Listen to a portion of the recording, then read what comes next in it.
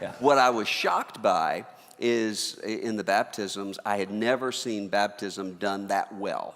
You had professions of faith, the people were talking about how they came to know Christ. They did it by video. Yep. And then the pastors who were baptizing them really clearly explained baptism and so forth. We share a common passion for orphans and for foster kids and both work in that area. So I'd like for us to talk about various issues of culture and how we relate to those issues of culture. And one of the things you and I were talking about earlier today is you received a letter, I think maybe this week. Monday. Okay, why don't you share that? And I asked Dr. Moore if I could share this, and the context is we're going to talk about preaching and cultural engagement. And one of the things that we are commonly criticized for and misunderstood for is our approach to church and cultural engagement, and church being not just the preaching part, but the whole thing. And if I think of a sermon series like a 3.5-hour sermon, so nobody wants to sit through a 3.5-hour sermon, so we spread it out over a bunch of weeks. So if you show up at the introduction week, you might think, do they use the Bible? If you show up at the last week, you might think, do they always have people stand up and pray to receive Christ? So you have to come for about 6 weeks. But anyway, so this 2 Sundays ago, we started a new series called Who Needs God? And in the fall, I often try to throw the net as wide as possible, and the focus of this particular series is the nones, those that are just not affiliated.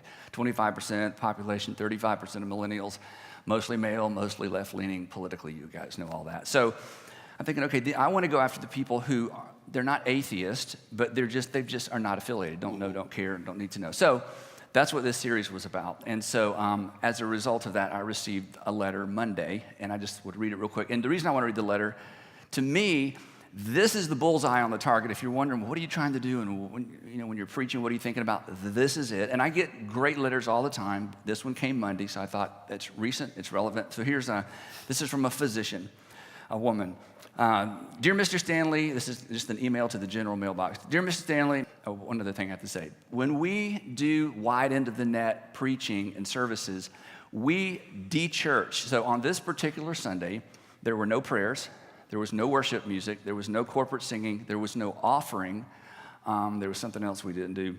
It was like if you showed up on that Sunday, you would judge me harshly as a pastor and a preacher. And that's okay. We would rather be criticized by our friends that are all going to heaven with than people we're trying to reach. But that's a different topic for a different day, and I'm perfectly comfortable with that, and partly is because I'm a preacher's kid, right? Things don't bother us sometimes. Okay, so having said that, here's the letter, sorry.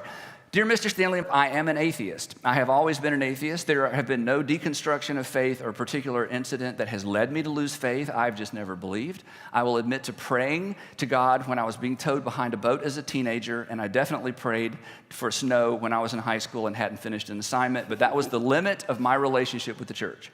I have been the guest of many different types of churches, synagogues, temples, etc., but it's never been my thing. Upon moving to the South from the West Coast, I found out how taboo it is to label oneself atheist. People seem to associate the word with soulless, moralless, heartless ways of living.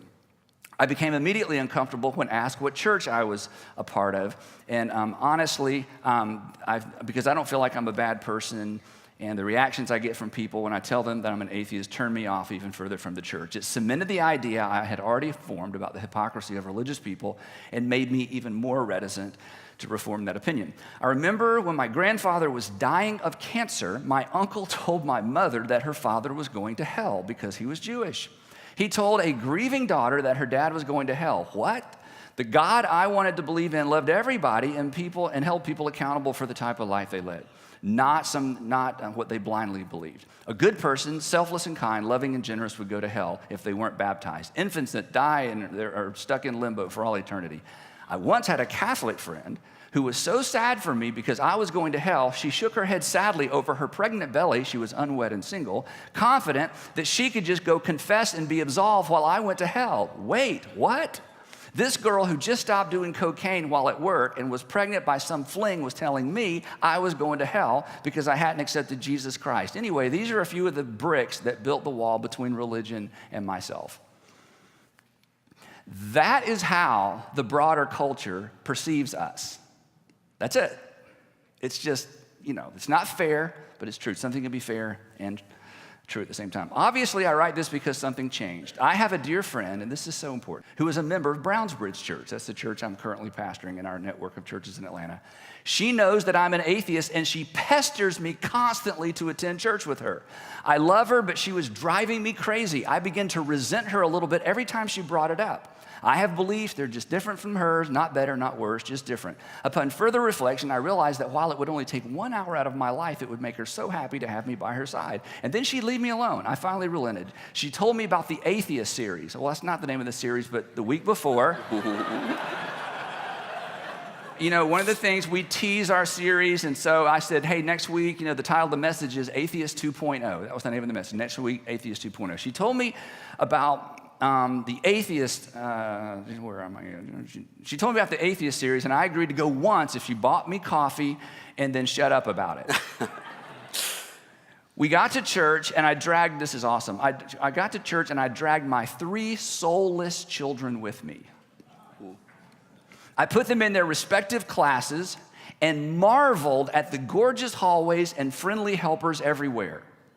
So what we do, the sermon, I say this all the time, the sermon begins in the parking lot, and it's continued in the hallways, and it's continued when you check in children. The sermon begins way before we ever open our mouths. Anyway, friendly helpers, at least they would have fun, and I had iced coffee. Our seats were saved by our other friends, front and center, yay. This is a real letter. I double-checked to make sure somebody didn't just make this up and send it to me, I promise. I was so skeptical, and it gets better. Yay. I had my arms crossed and my skeptical face fixed firmly on. I was so uncomfortable. You could not have picked a better song to kick off the series with. We kicked off the whole series with a Mumford and Sons song called Believe, and the refrain is, I don't even know if I believe, I don't even know if I believe, I don't even know if I believe. It was amazing. The music was amazing. The talent was surprising. I remember thinking, here we go.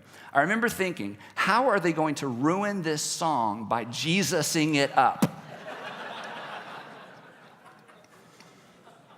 They kept true to the song, and I was so grateful. Guard lowered slightly, full house, loud music, it does wonders. I have to say the sermon you delivered was so incredibly on point. I felt completely understood as an atheist, not at all judged, and I felt my way of thinking challenged, but not aggressively.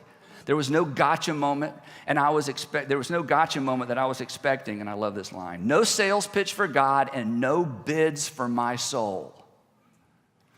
That's how truly unchurched people think and perceive us. We're making a bid for their soul, which we are, but anyway. I don't agree with everything you said, but it was enough that I wanted to hear more. I wanted to come back. I felt good when I left, and the next day I was excited to tell my coworkers and patients about my Sunday morning. Now, pause on that. When I talk about what's my goal for preaching, for a sermon, my goal is for people to be so excited when they leave, they want to come back the next week and bring a friend. That's the win. So she went, and this atheist went to tell her patients about this church experience. I had the Mumford and Sons song stuck in my head for 3 days, and I got up willingly this Sunday to attend again. So she came back the second week. Today was a little more churchy. There was praying and church songs, and yet I felt accepted and welcome. It felt good. As you wrapped up and led the ending prayer, this is so awesome. As you wrapped up and led the ending prayer, I started to cry. I don't know why, and I was horrified. These talks have sparked something inside of me, and as you said in your prayer, have stirred my heart. I'm so grateful to my friends for sharing their church with me. Now, this is so huge. If your church people are not comfortable bringing their unchurched friends to church, you just need to think about that. And that may not even be your goal. But we create churches unchurched people love to attend. That's what we're about. That's why we do what we do. And her friend knew if I can just get her there, they're not going to screw it up for me. They're not going to screw it up for her kids. They're not going to screw it up for me. Thank you for putting, these talks have sparked something inside of me. I am so grateful for my friends for sharing their church with me and accepting me despite our differences. Thank you for putting on so much time and research into your sermons and for acknowledging that atheism is a complicated belief system based upon unanswered questions, which is how I talked about atheism. I am humbled by your congregation and the love that has been given to me so freely. Now I can say, I am atheist, but I belong to Brownsbridge Church. And then she signed her name. Now, 2 sermons in a row, no scripture. We get there this week, maybe. And again, if you had dropped in on any one of those Sundays with your church filter on, and I understand this, I really do, you may have misjudged us. But it all depends on what you're trying to accomplish. Your goal should determine your approach, and you should adapt your approach towards your goal. So that's kind of the context for preaching. Now, thanks for letting me read that. When